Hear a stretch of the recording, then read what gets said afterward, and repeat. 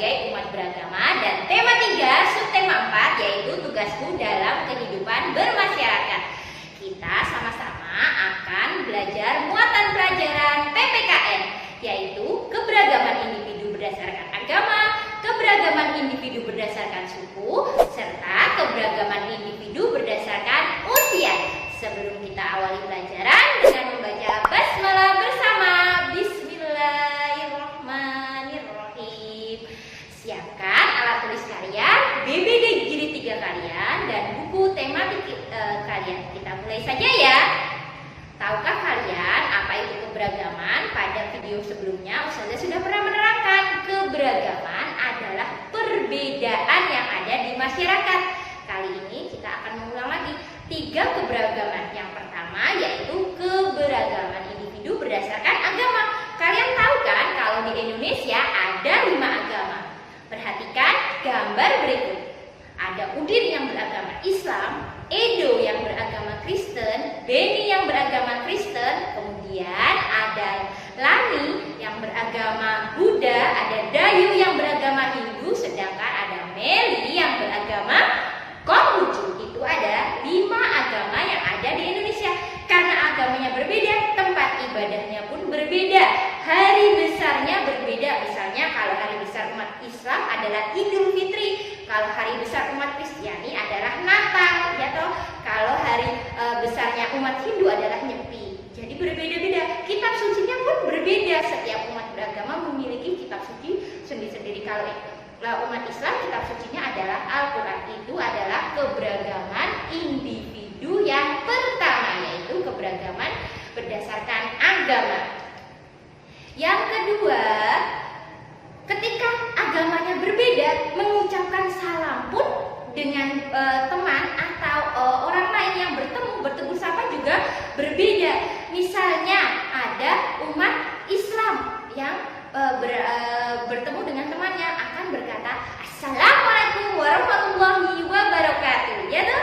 Kalau umat Kristiani akan berkata semoga Tuhan memberkati. Kalau umat Hindu juga akan berkata Om Swastiastu. Itu juga ada umat Konghucu maupun umat Kristiani yang diwakili oleh Hindu yang mengucapkan salam yang berbeda-beda. Karena agamanya berbeda, ucapan salam pun akan berbeda.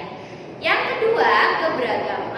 kedua, bagaimana toh sikap kita terhadap teman yang berbeda agama? Karena di Indonesia ada 5 agama. Mungkin kalau di sekolah temanmu agamanya sama semua, tapi kalau di luar sekolah tetanggamu atau saudaramu ada yang berbeda agama. Menyikapinya bagaimana? Yang pertama, walaupun berbeda agama, kalian harus tetap menyapa dengan baik.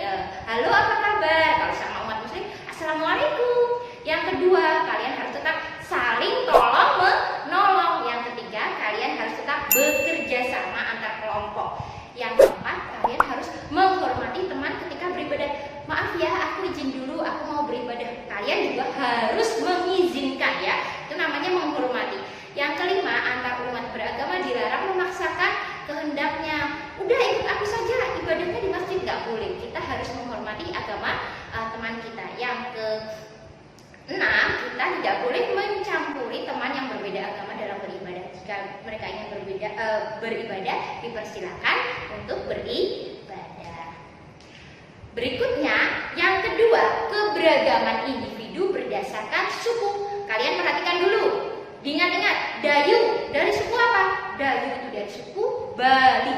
Beni itu dari suku Batak, Sumatera Utara. Kemudian ada Siti yang keturunan suku Minang atau Padang. Lihat topinya ya. Ada Lani yang orang Chinese atau orang Cina.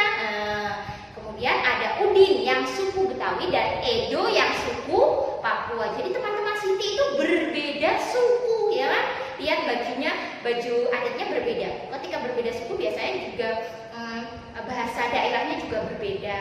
Kemudian makanan tradisionalnya juga berbeda. Kemudian rumah adatnya tiap suku juga berbeda. Banyak sekali perbedaan kebudayaan yang ada di Indonesia. Berikutnya, bagaimana toh sikap kita melihat teman yang berbeda suku, seperti teman-temannya Siti yang tidak ada yang sukunya sama. Yang pertama, kita harus saling menghormati teman yang berbeda suku. Yang tidak menjelek-jelekan. Sukumu itu apa, sukuku paling baik. Tidak boleh seperti itu. Nanti itu akan menyebabkan perpecahan. Semua suku saling bersatu dalam negara Indonesia. Yang ketiga, tidak pilih-pilih teman. Aku mau hanya berteman dengan orang Jawa saja. Aku mau hanya berteman dengan orang Betawi saja. Tidak boleh pilih-pilih teman karena semua sama. Pintar sekali. Dilanjutkan ya sayang. Zaman dahulu para pemimpin kita juga berkelompok-kelompok dari berbagai suku. Ada Jong Java, artinya orang-orang yang berasal dari Jawa. Ada Jong Borneo, berarti orang-orang yang berasal dari Kalimantan. Semua dulu masih mengunggulkan sukunya sendiri-sendiri. Mereka tidak bersatu, tidak mengenal yang namanya Indonesia. Akhirnya semua suku-suku yang ada di Indonesia bertemu dalam suatu kongres Sumpah Pemuda yang pada tanggal berapa? 28 Oktober 1928. Ya toh, Jong Sumatera, ya toh, Jong Borneo atau Jong Kalimantan, Jong Jepang, semuanya bersatu dalam suatu kongres Sumpah Pemuda pada 28 Oktober 1928 melahirkan 3 pernyataan. Ya, ini yang disebut sebagai naskah Sumpah Pemuda. Yuk kita baca bersama-sama. Sumpah Pemuda. Kami, putra dan putri Indonesia, mengaku bertumpah darah satu tanah air Indonesia. Tumpah darah itu tanah air, negaramu. Yang kedua, kami, putra dan putri Indonesia, mengaku berbangsa satu, bangsa Indonesia. Yang ketiga, kami, putra dan putri Indonesia, menjunjung tinggi bahasa persatuan, bahasa Indonesia. Karena mereka berasal dari suku yang berbeda, dari daerah yang berbeda. Mereka biasanya hanya menggunakan bahasa daerah. Ketika kongres itu mereka bersatu. Bersatunya berkomunikasinya dengan apa? Dengan bahasa Indonesia. Karena bahasa Indonesia bahasa yang dimengerti oleh seluruh suku yang ada di Indonesia. Jadi biar komunikasinya mudah. Coba kalau orang Sunda ketemu orang Kalimantan pakai bahasa daerahnya sendiri-sendiri, berbicara, saling ngobrol, menyambung tidak? Komunikasinya tidak bisa toh? Nah, yang bisa menyambung komunikasi yaitu bahasa Indonesia. Makanya ketika Kongres Sumpah Pemuda, bahasa Indonesia dijadikan sebagai bahasa persatuan. Itulah 3 pernyataan dari naskah Sumpah Pemuda. Dihafalkan ya.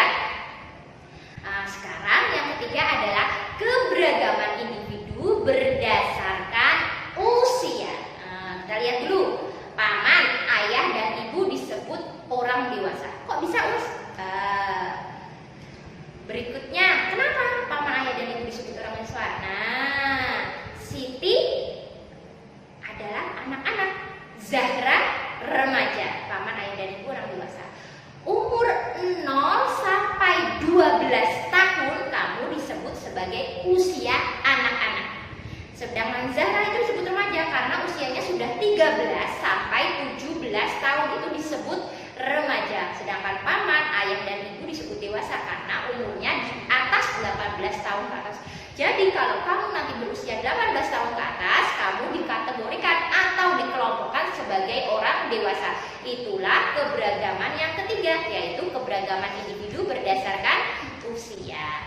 Bagaimana toh sikap kita terhadap orang yang berbeda kategori usianya? Ada kan yang anak-anak, ada yang remaja, ada yang tua. Kepada yang lebih tua kamu harus menghormati serta bersikap sopan dan santun.